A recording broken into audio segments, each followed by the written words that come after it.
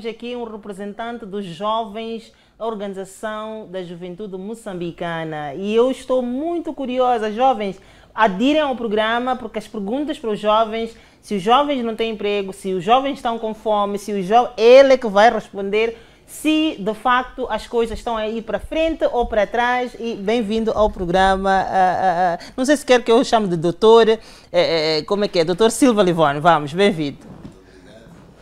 Boa noite a todos os telespectadores da tua TV. Como muito bem disse, meu nome é Silva Livone, sou secretário-geral da Organização da Juventude Moçambicana. É sempre um prazer estar aqui e, bom, vamos discutir aquilo que é a vida da nossa juventude. E antes de começarmos a discutir a vida da juventude, eu estou curiosa para saber o que é que informou a decisão do Silva Livone entrar para isto que é um projeto patriótico, andar atrás de coisas da juventude. O que é que decidiu, o que é que ele fez decidir entrar pela política? O que é que informou quando ainda crescia a tomada de decisão que eu vou atrás da defesa dos jovens moçambicanos? Bom, eu diria, esta veia da juventude, se calhar, pode ser hereditário. O meu pai, ele gosta muito dos jovens. E ele dá tudo de si para alegrar, para conviver, para ver os jovens muito felizes. E eu nasci numa época em que não havia muitas opções políticas. Em Moçambique, naquela época, eu falo de 1991, 2, 3, 4, até 98. Tanto os principais partidos eram a Frelimo, depois a Renamo. Mas uma Renamo que nós tínhamos como um inimigo. A Renamo era compreendida como um partido do mal, que fazia mal às pessoas, e nós todos crescíamos a saber de que o partido ia Frelimo. E foi assim, meu pai é político, fui vendo ele nesse movimento, mas eu sentia que naquela época as pessoas não ganhavam muito dinheiro, mas éramos tão felizes porque com o pouco que se ganhava a gente conseguia sobreviver. O meu pai era um professor do ensino primário e no pouco salário dele ele organizava eventos com os jovens. Eu era muito mais novo, mas eu sempre fui atrevido. Gostava de seguir a ele, sobretudo jovens da igreja. Jovens da igreja, não jovens do partido, mas jovens da igreja. Então foi ali que comecei a sentir que era possível organizar jovens e discutirmos coisas que interessam à juventude. E pegou. E entretanto, portanto, a decisão, porque fala-se que na política não é o sítio onde se faz dinheiro. Entretanto, as pessoas preferem ser empresários, então o Livone preferiu deixar esta caminhada de capitalista e ir para esta caminhada de sofrimento, como quem diz. Sim, porque bom, na política não se ganha dinheiro. Tu precisas para ser um político, tu precisas de se compreender, precisas de pessoas se compreender. Há pessoas que têm dom para fazer negócios, há pessoas que têm dom para fazer televisão, como é o seu caso, e há pessoas que têm dom para fazer o bem, que são aqueles que muitas vezes vão na veia religiosa, mas tem aqueles que defendem a justiça. Tanto quem quer fazer a justiça, quem quer fazer o reto, o correto, muitas das vezes tem inclinação no direito, na democracia e na política. E é o meu caso, tanto eu entendo que nós, os jovens do lado político, podemos fazer algo melhor. Eu estudei muito a história e se calhar foi daí que comecei a sentir que não, essa era a minha paixão, fazer política. Eu faço ela com muita determinação, eu até costumo dizer, este é meu emprego. É meu emprego porque hoje a política lhe ocupa. É preciso sempre ter alguém que fica do outro lado, um familiar ou um parente ou alguém amigo que possa cuidar das outras coisas da família, porque os políticos no ativo dificilmente prestam atenção. Às vezes é datas de aniversário, a gente não sabe que a criança faz anos, estamos a correr. Às vezes não sabemos que a conta de água ou de energia passou, mas até podes ter dinheiro, mas só te assustas quando aqueles companheiros vêm cortar a água. Ei, afinal não tínhamos pago água.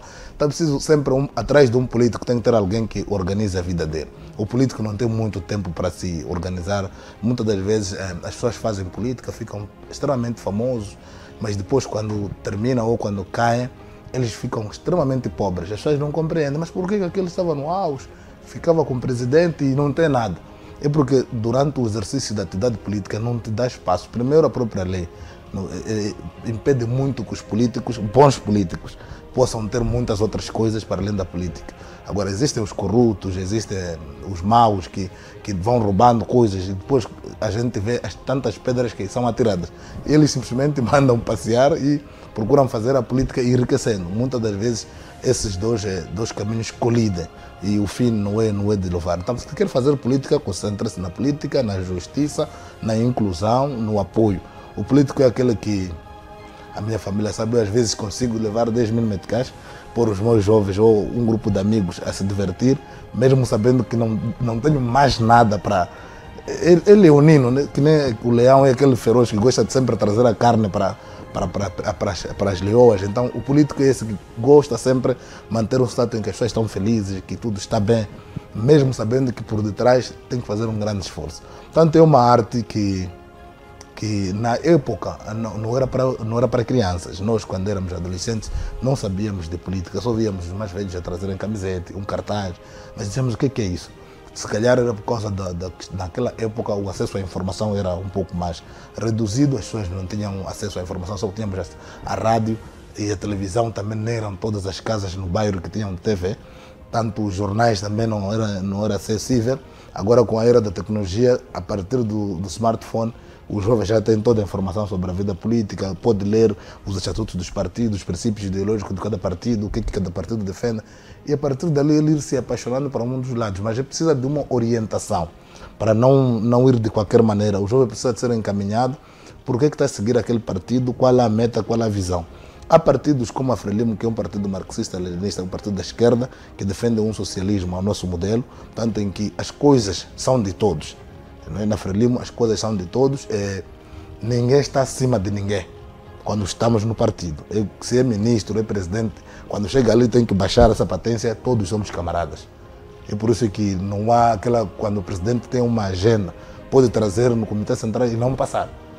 E ele tem que compreender que não, o comitê, nós como comitê, somos a maioria e devemos tomar decisões colegiais. Aliás, por várias vezes o presidente, nas interações que eu tenho acesso a ele, tem defendido esse princípio que as decisões dos órgãos colegiais devem ser cumpridas na sua íntegra. Ninguém, de forma individual, pode alterar uma decisão de órgãos colegiais. Portanto, existem esse tipo de partido, como o caso da Frelimo, mas também existem partidos da direita, que são esses que defendem o capitalismo, o individualismo, em que, por exemplo, para fazer uma lista do parlamento, o presidente do partido ou um punhal de pessoas do partido desenham a lista. Número 1, João, Maria, André, que ele logo leva, vai entregar à comissão de eleições. É um outro modelo de partidos. Mas a Frelimo, partidos socialistas, eles têm uma base larga. Né? E é ali onde que quando há uma oportunidade tem duas linhas de oportunidade, umas eletivas, as outras indicativas. As eletivas são aquelas que temos que concorrer.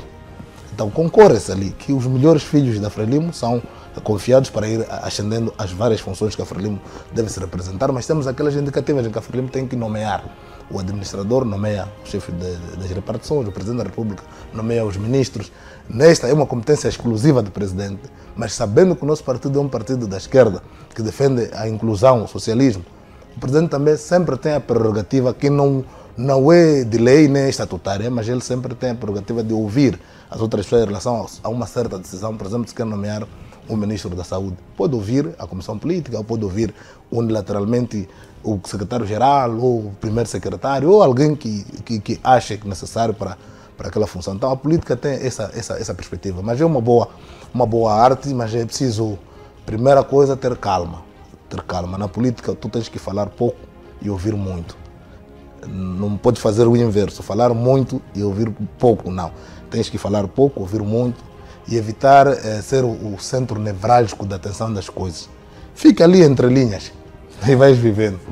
Ok, e vai ver. Entretanto, eu estava a escutar aqui, uma coisa que registrou é que o Partido Frelimo é um partido socialista de inclusão. Há quem argumenta, por exemplo, que a OJM, do qual o Levon representa, não inclui os outros jovens que não fazem parte do Partido Frelimo. Portanto, será que esta crítica que existe nos bastidores, no sentido de que a OJM é representante dos jovens da Frelimo, enquanto temos outros jovens que são moçambicanos, outros não têm partido, outros que não se identificam. Portanto, o Livone concorda com esta teoria de não representar a todos os jovens, porque há jovens que estão a sofrer e já não sentem esta inclusão que referi aqui, que o partido da esquerda parece que ficou o partido da direita.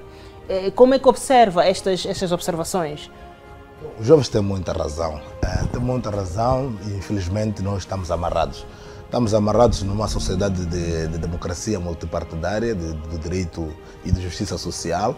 E é só ver desde 1998, quando criamos o Conselho Nacional da Juventude. Nós, a OJM, tínhamos o monopólio de toda a juventude, desde 1977, a nossa fundação, até 1998.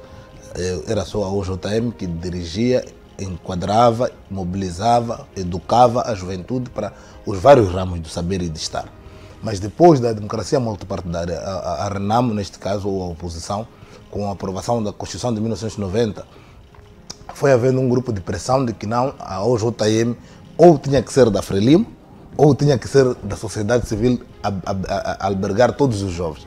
É por isso que nos comentários dizem, OJM, por que não fica OJF? Ou por que não fica OJM ser de todos os moçambicanos? Mas já temos uma organização que gera todos os jovens moçambicanos, chamado Conselho Nacional da Juventude, que é uma plataforma, é um interlocutor válido entre o movimento associativo juvenil e o governo. O CNJ, nas províncias, é o CPJ, nos distritos, é o Conselho Distrital da Juventude, CDJ, tem o papel de levar aquilo que são as preocupações dos jovens para fazer chegar ao governo e advocar para que estes problemas dos jovens, no geral, os jovens da Frelimo, da RENAMO, do MDM, aquele que não tem partido, o estudante, sejam resolvidos. Agora, para além disso, que existe aquele outro jovem que não tem nada, só é jovem, parece árvore, só fica a viver na sociedade. Não está nem no partido, nem na igreja, nem aonde. Esse jovem fica difícil de enquadrar, porque, por exemplo, se o CNJ vai pedir, o CNJ congrega associações juvenis, de âmbito político, de âmbito religioso, de âmbito estudantil, de vários âmbitos. Você não está em nenhuma delas. Se eles, por exemplo, vão pedir um financiamento para jovens, digam aos jovens escreverem essas por traseira. Você não está em nenhuma dessas opções. Então, o CNJ fica difícil de gerir assim, porque para estar no CNJ tem cotas, tem joias que têm que ser pagas, é uma organização, tem princípios, estatutos e tudo. Na OJM em particular, por que a OJM ficou meramente da Frelimo e os outros jovens são excluídos? Nós não excluímos.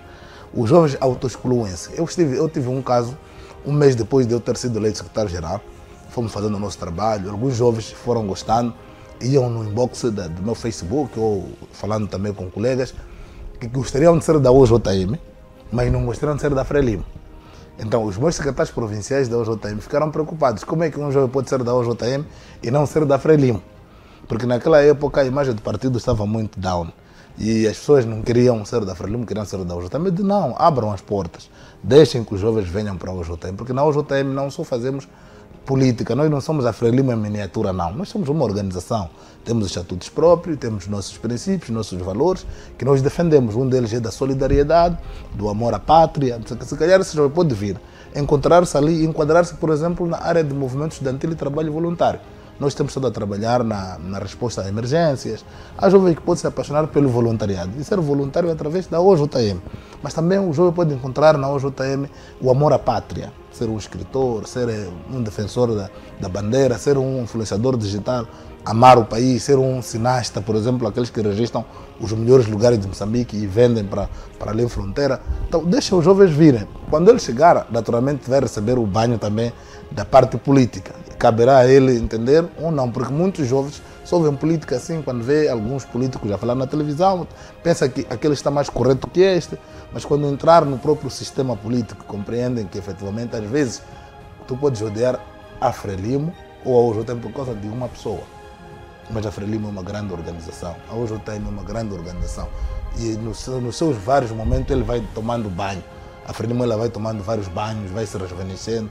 É só ver que agora estamos com uma almofada tão leve que o partido recuperou substancialmente o seu lugar na sociedade com a eleição de Daniel Chapo para candidato. Há muita expectativa dos moçambicanos em torno de Daniel Chapo. Quem é Daniel Chapo? O que é que ele traz de bom? Qual é a novidade que vai introduzir? todos nós, incluindo nós, a direção, queremos ver isso. E temos estado a trabalhar no sentido de que o Daniel Chapo não venha frustrar os moçambicanos, que precisam de uma nova dinâmica, uma nova forma de ser, de estar. Ele é jurista, portanto, quem é jurista defende a justiça, portanto, a parte da justiça social dos moçambicanos tem estado a ser, portanto, muito debatida nos últimos anos. Temos visto até populações a irem invadir esquadra. Quando chega este momento em que o povo vai invadir uma esquadra, é porque não acreditam na polícia, não acreditam na justiça, não acreditam no governo, não acreditam... Quer dizer, as pessoas ficam desesperadas. Mas mesmo agora, as pessoas, por mais que não estão a fazer agressões nas instituições, não acreditam mais numa mudança radical, uma mudança... portanto, outros olham para o candidato do Partido Frelimo, por exemplo, como mais um que vai fazer parte do sistema, que não vai mudar nada. Portanto, como é que... quer dizer, acredita o Livone que desta vez, ou que esta é uma das oportunidades que os jovens têm para fazer uma mudança radical? E quando falo de mudança radical, estou a falar de não aquela coisa de todos estamos a comer 3 refeições por dia, teoreticamente. Estou a falar mesmo de facto do povo moçambicano, aqueles que sempre só ficaram a espreitar, a assistir a economia acontecer, mas nunca fizeram parte dela. Acredita que podemos ter 3 refeições por dia? Bom, não vamos ter todos 3 refeições por dia. Às vezes é por opção. Mesmo eu, que sou secretário-geral do UJTM, às vezes tenho uma refeição por dia. Não falo desse, não falo de Livone que tem por opção, não falo dos que não, falo daqueles que não têm opção. Não. Exato. Falo daqueles que por necessidade. Aqueles que por necessidade devem ter 3 refeições. O país e o mundo é de uma desigualdade social extremamente complexa. Na sociedade não é possível todos estarmos bem. Sempre vão existir pobres e vão existir aqueles que têm o privilégio de ter um pouco mais que os outros, mas é preciso haver um equilíbrio.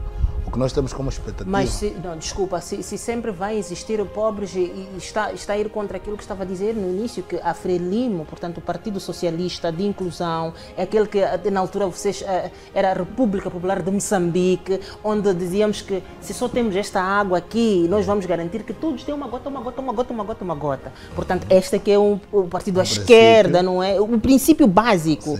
Entretanto, acha que isso não é possível, este princípio básico? A Constituição nos amarra, é isso que eu disse, as reformas que foram acontecendo e ocorrendo ao longo dos nossos 30 anos da democracia, elas foram induzindo o Estado para lá. O nosso Estado já não é popular, não é de democracia monopartidária, não é de socialismo, comunismo, como socialismo absolutário. A Frelimo é que é um partido socialista, mas o Estado moçambicano não é socialista, é de economia de mercado, está lá o capitalismo, as empresas estão lá, a privatização do setor empresarial do Estado ao longo dos tempos, temos estado a ver cada dia mais algumas empresas públicas a irem para o setor privado. Tanto a economia de mercado, o país vive um sistema de governação, tanto que permite com que hajam pessoas a terem mais, os outros a terem menos. No tempo do presidente Samora já era diferente. Se uma camisa veio, então era para o Livone. Se vieram 10 camisas, não podiam ser as 10 minhas. Tínhamos que partilhar cada uma para poder chegar para todos. E o contexto também justificava, acabamos de sair da colonização, era difícil ter. Hoje em dia as pessoas podem ter uma linha, tudo isso pode ser teu apenas. E a cidade da Matola ser tua também. E a lei estabelece e permite, se você trabalhou de forma honesta, justa, pode ter. Então só dizia, não vamos conseguir não ter pobres e ricos, mas podemos criar um equilíbrio em que o pobre sinta-se de que a economia, a inflação, o custo de vida não está... Tanto nós não podemos usar o centímetro ou a medida da cidade de Maputo ou da cidade de Matola. Temos que usar uma régua que mede o país todo. E dali encontrarmos o ponto, como se faz o cálculo das médias. Eu sou professor. Quando tu vais fazer as notas de um aluno para encontrar a média, não é só pegar a nota mais alta, a nota mínima. Tem que pôr todas as notas, depois encontras a média. Se ele tirou 20, então vai ser 20. Se tirou 10, 11, 14, 15, depois sai uma média. Então tem que se calcular o custo de vida, a inflação, em conformidade com o país. Por isso podemos tomar uma decisão para a cidade de Maputo, que é possível ser execuível, mas em Cabo Delgado não. As pessoas não terem o poder de compra, não terem a capacidade de transporte. Por exemplo, na zona de produção, lá tem muito produto. Em Niassa tem feijão, tem tomate, tem batata. Mas para sair aquela batata de Niassa para Maputo é muito caro. E dizem, por que os produtos moçambicanos são mais caros que os que vêm da África do Sul? É que o custo de produção, o transporte e até chegar no consumidor é uma cadeia de valor bastante acessível e em quantidades bastante suficientes. Nós não, o produtor é marginal. Marginal no sentido de que não há um controle. Porque cada um produz o que quer, onde quer, lá no campo. Depois os comerciantes passam lá a comprar, são também amadores. Não há uma linha em que sabemos que se queremos arroz vamos buscar em Tete. Se queremos carne vamos buscar em Choco. Se queremos... Cada um faz um pouco de tudo. Então precisamos de reorganizar o setor produtivo. O Chapo tem desafios de criar um equilíbrio da economia. Agora nós já temos a independência, temos claro o terrorismo lá, mas a independência econômica de um país é bastante fundamental. Ele deverá trabalhar muito para que libertemos o país da nossa economia. Nós não podemos depender do apoio externo. Mas primeiro precisamos de disciplinar as nossas instituições. Há muita corrupção, há desorganização, as instituições andam desorganizadas. As pessoas estão a fazer de contas, não estão a trabalhar para Moçambique. Então vai lá, vai fazer de contas. Por que isto é permitido, sendo que o partido no poder, portanto, tem o poder de trocar? Falava aqui de leis foram feitas por homens, portanto, leis podem ser alteradas. Enquanto o princípio básico estivermos alinhados, então eu dizer que eu e o Silvio estamos a decidir que nós somos uma organização e nós só temos estes recursos que estão nesta mesa, mas os beneficiários destes recursos são enormes, não temos condições de garantir que todos beneficiam, mas se nosso princípio básico foi que nós não sabemos como. Não sabemos humanamente, economicamente, politicamente, não sabemos como, mas o que nós sabemos em termos daquilo que vem da nossa alma é que nós queremos servir a todos.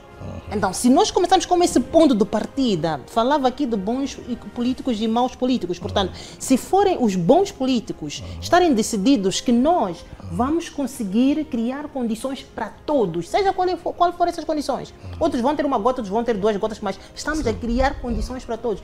Acredita que hoje isto é possível em Moçambique?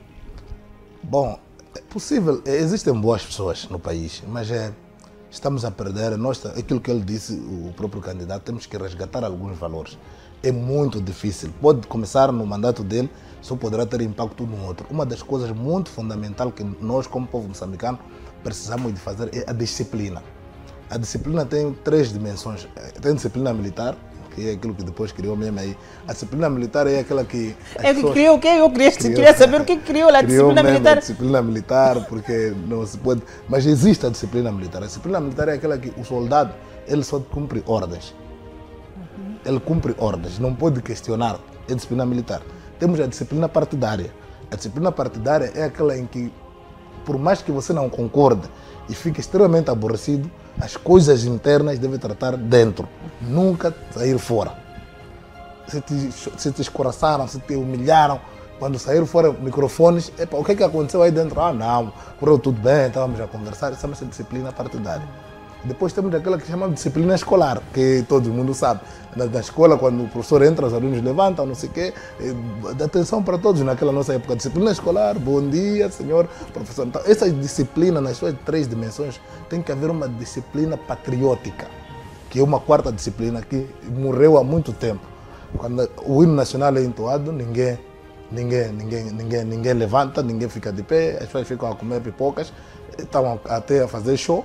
Quando os dirigentes chegam, coisas básicas da vida. 2, quando qualquer um de nós os homens hoje em dia, temos a questão de... Chego em casa, tiro a minha camisa, tiro no chão, porque a minha esposa vai apanhar e vai colocar onde deve colocar. Isso é disciplina. Temos que ter a disciplina que nós sabemos que as senhoras são as donas da casa, tudo bem, mas não precisas tirar os sapatos, lançar, ela chega do serviço, tem que passar a recolher tuas roupas, uma pessoa grande, organizar. Isso fizemos todos os dias, perdemos a disciplina. Os chineses usam a disciplina como a arma. Eu gostava de explorar esta arma aqui quando voltarmos do intervalo, porque, homens, parem de deixar as vossas roupas no chão. Vamos lá ao intervalo, voltamos já.